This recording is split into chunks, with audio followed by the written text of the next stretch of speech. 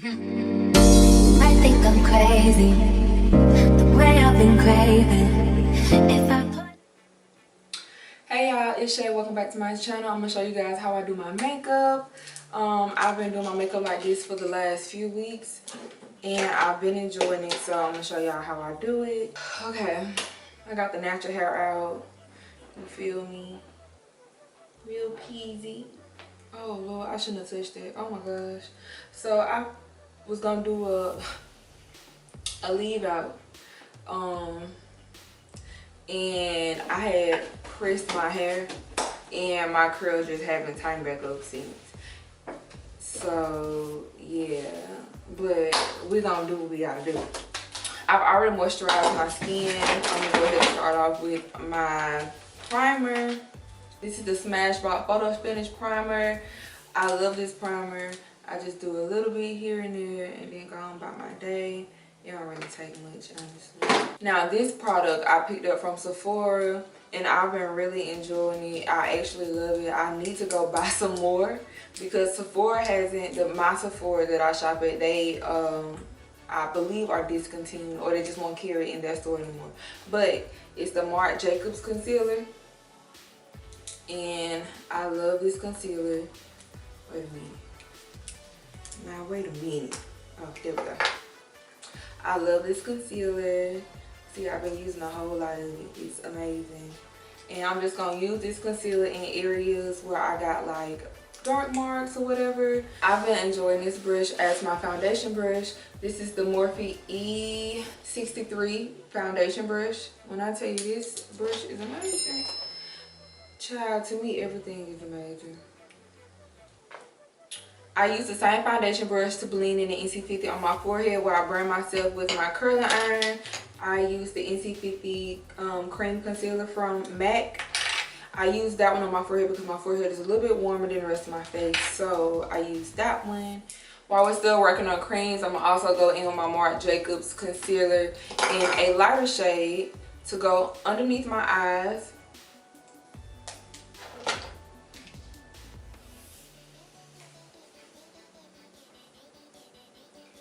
So I actually ended up using my foundation brush again to do the concealer portion underneath my eyes in a lighter shade. I normally use like a brush like this that's like more fluffier, but I ended up using my foundation brush, which is still fine. Like, I don't care. I'm also gonna go in with my black opal foundation stick in the shade Grwm to do my contour.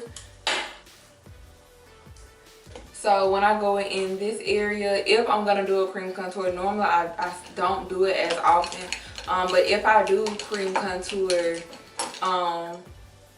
this part of my nose, I just sit it on there and then I would just work it in once I get to it.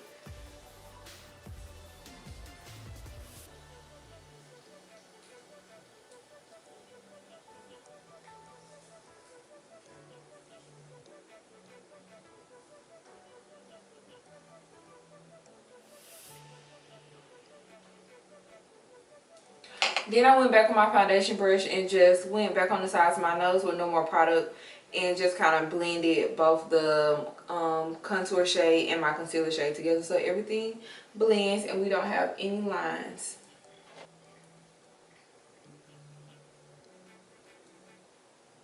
Now I'm going to go in with my Makeup Forever foundation powder and I am going to set underneath my eyes.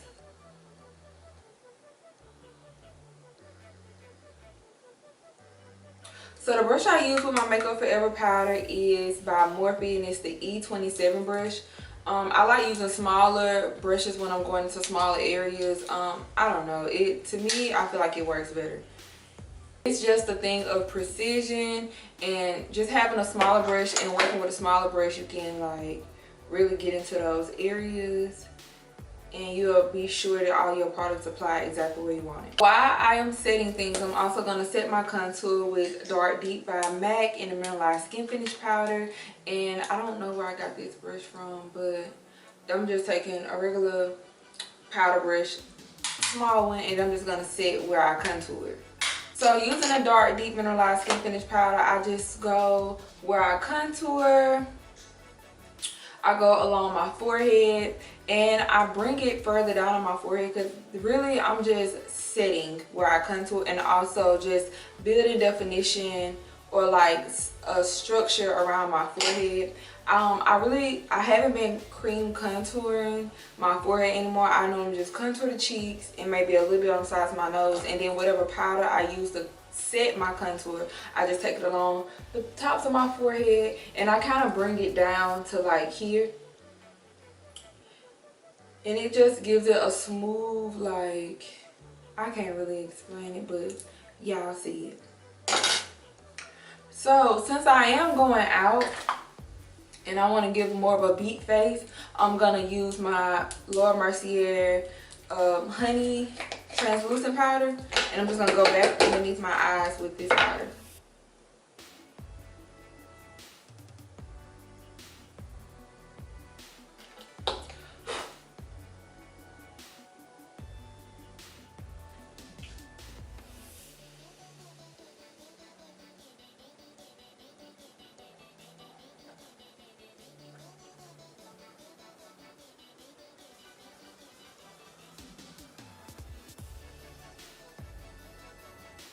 I don't enjoy lines, so before I actually start setting or before I actually start baking, I will go back with the brush that I used for the previous application and just buff and just diffuse the line so it's not a super harsh setting line.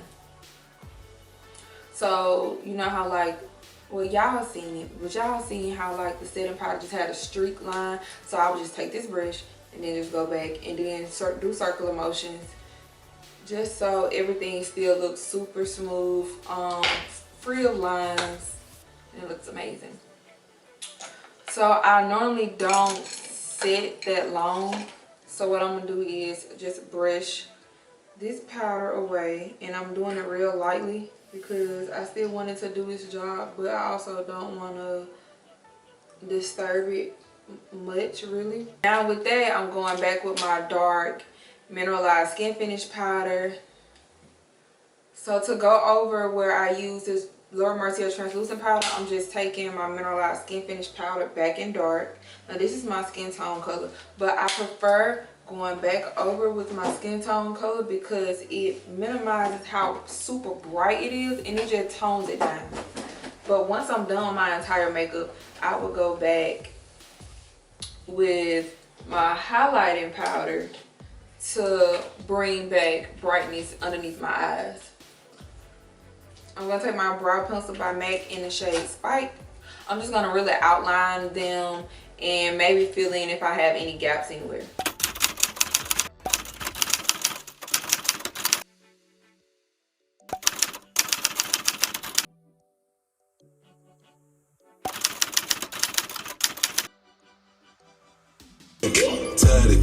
That's right, I need your number and that's that. Bob, nice to you, smile, I like it, style. Then I'll be right there. Make I come check you, my baby. No time, no. Send me the